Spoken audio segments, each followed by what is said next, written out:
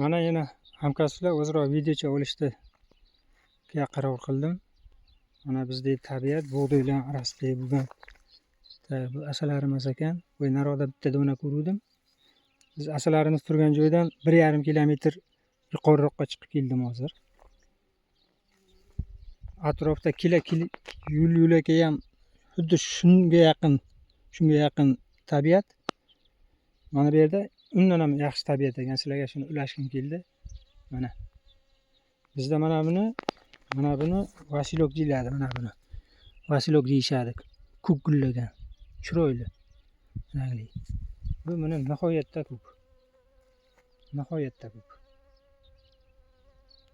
Bu joydan turib uzoqdan ko'rsatdim. Bug'doylarning arasi bu bug'doy yaxshi o'sgani uchun, buni bo'yi pastroq bo'lgani uchun pastda qo'ygan, yaxshi ko'rinmaydi. Mana bu yerdan e'tibor qarasalaring, mana ko'rsataman.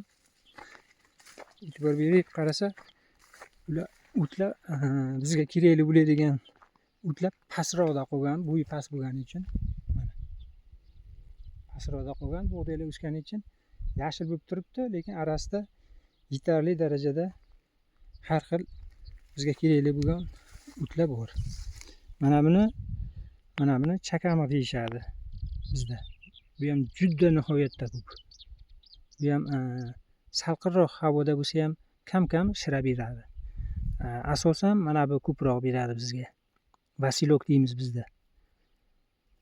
Mana bular yovvoyi no'xat. Bu hali gullagan yo'q. Hali ancha vaqti bor, menimcha. Arada mana bunaqa raps deymiz. Rapslar kam miqdorda. Keyin mana bu yerda uzun soylig'i bor. Bu bizda asalari turgan joydan soy boshlanib ketgan. Mashina o'tolmaydi. Odam kirib mol qo'yib boqib yurishadi. O'sha yerda boya aytganimdek kiguti, keyin kigutini berdilar, kigutini erkagi deyishadi. O'zi tog' rayhoni deyishadi, kigutini erkagi deyishadi. Shunaqalar ko'p yoqda. Mana bu bug'doyni bo'yi nisbatan pastroq bo'lgani uchun mana ko'p ko'rinib turibdi. Mana lolalar bor, kamroq bo'lsa ham. Nariqlarda sarg'ish, rapslar ko'proq ekan.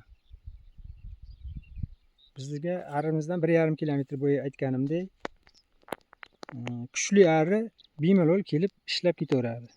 Lekin arimiz silabi hozirgi sharoitda nisbatan silabroq arilarimiz qachonki yaxshi kuchga to'lsa, o'shandayda kuchli arilar, uzoqqa uchadigan arilar bala boqmaydi, kam miqdorda bala boqqan. Bitta asalari rasplotdan chiqqandan keyin 4 ta bala boqishga kuchi yetar ekan.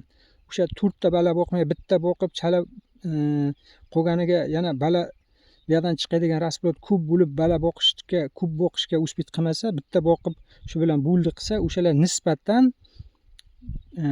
ari yashidi ham ko'proq yig'iladi. Ular uzoqroq joyga o'zini kuchi baqatroq bo'ladi. Uzoqroq joyga uchib kelishga kuchi yetadi. O'shanday arilar, sekin kuchli arilar bekorga aytilmaydi. Kuchli ari uzoqqa ham boradi deb, ham uzoqroq ham yashaydi. Sababi boya matchni malako bilan urug'ni kamroq boqqan. Bitta boqqan, 4 tani boqib bor kuchini sarf qilmaganda bitta boqqan yo 2 ta boqqan, o'shalar nisbatan 35 kun, 40 kun emas, 50 kun, 60 kungacha yashashga o'tadi ular. O'shanday sharoitga chiqib olsak, arilarimiz bu yerga bemalol kelib ketadi. Shunday hozirgi sharoitda ham kelib ketadiganlari bor, но nisbatan kam. O'zimizda atrofda ham shu narsa yetarli. Avalasi bu yoqqa kelish ham hozir hojati yo'q. O'sha arimizga hozircha o'sha sharoit ham yetarli. Bu qachonki o'sha mayda oxiriga borib, iyunni 10gacha mana vasilok deganimiz, chakamiq deganimiz tugab bo'ladi. Vasiloklar ham oxirlab qoladi. Nisbatan kechki mana bunaqa joylar chiqqan joyda arilar kelib bemalol ishlab ketishi mumkin. Iyunni 15gacha menimcha shu hududda tursak kerak. Niyatimiz hozircha shunday. har yili kelayotgan joyimiz bo'lganimiz uchun bilganimiz uchun chislasigacha bo'limini yaqinroq aytyapmiz. Mana shunaqa territoriya. Bu atrofda yana mani pasikamdan tashqari yana bir o'g'aynimniki bor.